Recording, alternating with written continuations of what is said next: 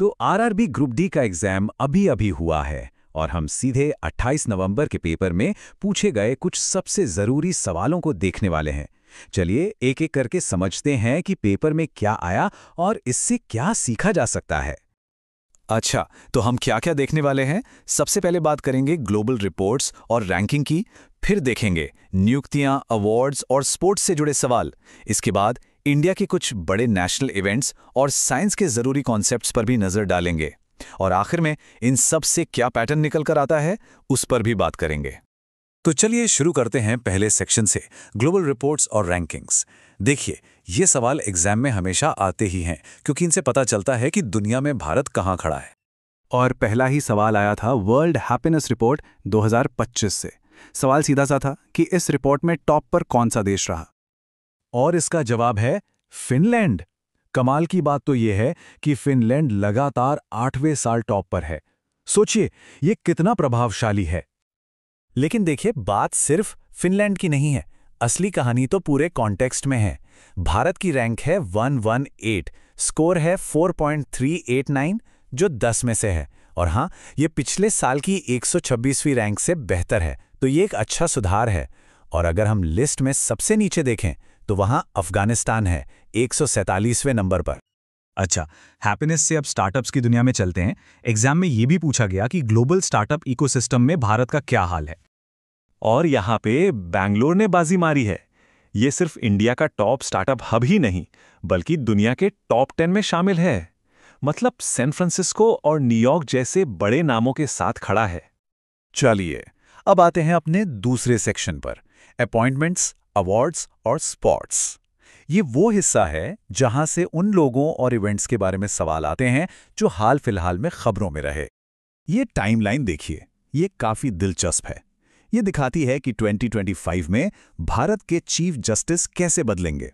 मतलब एक ही साल में 3 अलग अलग सीजेआई देखने को मिलेंगे, जो वाकई एक बड़ी बात है। अब स्पोर्ट्स की दुनिया की बात करें तो एक बहुत ही प्रतिष्ठित award, Laureus world team of the year, इस बार मिला है रियल मैड्रिड फुटबॉल क्लब को। ये उनके शानदार प्रदर्शन का सबूत है। और अब बात करते हैं कलिंग सुपर कप 2025 की।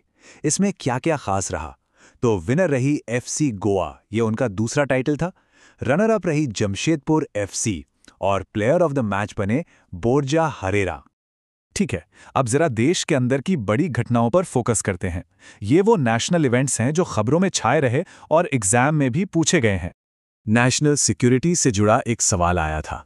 इसमें भारत पाकिस्तान बॉर्डर पर 2 जरूरी पॉइंट्स, करतारपुर कॉरिडोर और वाघा अटारी बॉर्डर पर आवाजाही को सस्पेंड करने की बात पूछी गई थी। अच्छा, ऑनलाइन बैंकिंग कितनी सेफ है, ये सवाल तो मन में आता ही होगा, है ना? तो देखिए, आरबीआई ने इसे और सुरक्षित बनाने के लिए एक बड़ा कदम उठाया है। अब सभी बैंकों को अपने पोर्टल्स .bank.in डोमेन पर लाने होंगे। और एक और जरूरी सरकारी पहल पर सवाल था। यह है CRCFV इनिशिएटिव। इसके तहत प्रधानमंत्री मत्स्य संपदा योजना के जरिए 100 तटीय गांवों को क्लाइमेट चेंज से लड़ने के लिए मजबूत बनाया जाएगा। ये आजकल एक बहुत ही रेलेवेंट टॉपिक है। तो चलिए अब गियर बदलते हैं और साइंस की दुनिया में चलते हैं। इस सेक्शन में फिजिक्स, केमिस्ट्री और बायोलॉजी के एकदम बेसिक कॉन्सेप्ट्स पर सवाल पूछे गए। ये देखिए, फिजिक्स का एक क्लासिक न्यूमेरिकल सवाल है कि अगर 15 ओम और 5 ओम के 2 रेजिस्टर्स को सीरीज में 12 वोल्ट की बैटरी से जोड़ा जाए तो करंट कितना होगा। ये सवाल सीधा सीधा ओम्स लॉ पर आधारित है। तो इसे सॉल्व कैसे करेंगे? बहुत सिंपल है। सबसे पहले टोटल रेजिस्टेंस निकालिए। क्योंकि ये सीरीज में है तो बस दोनों को जोड़ देंगे। 15 + 5 यानी 20 ओम। अब ओम्स लॉ लगाइए, I = V/R। तो 12 वोल्ट को 20 ओम से डिवाइड करेंगे और जवाब आएगा 0.6 एम्पियर। अब ये सवाल साउंड के बारे में है और इसमें कॉन्सेप्ट की क्लैरिटी परखी गई। पहला स्टेटमेंट कहता है कि साउंड एक नॉन मैकेनिकल वेव है, जो कि गलत है। सही बात यह है कि साउंड को चलने के लिए एक मीडियम की जरूरत होती है, इसीलिए तो स्पेस में कोई आवाज नहीं होती।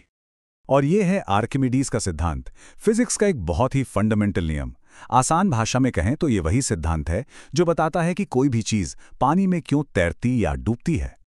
अब बात करते हैं गति के समीकरणों की। यहां पूछा गया है कि वो कौन सा समीकरण है जिसमें फाइनल वेलोसिटी यानी v नहीं होता। और वो समीकरण है S is equals to UT plus half AT square. तो हमने इन सभी सवालों को देख लिया है, पर अब आता है सबसे जरूरी हिस्सा। इन सब से हमें आने वाले एग्जाम्स के लिए क्या सीखना चाहिए। तो इस पूरे पेपर से कुछ बातें एकदम साफ हैं। पहली, हाल के करंट अफेयर्स पर मजबूत पकड़ होनी चाहिए, खासकर रिपोर्ट्स और अवार्ड्स पर। दूसरी, डेट्स और आंकड़े भी बहुत जरूरी हैं। और तीसरी, साइंस के जो बेसिक सिद्धांत हैं उन्हें तो कभी नहीं भूलना चाहिए। न्यूमेरिकल प्रॉब्लम्स और कॉन्सेप्ट्स दोनों ही इंपॉर्टेंट हैं।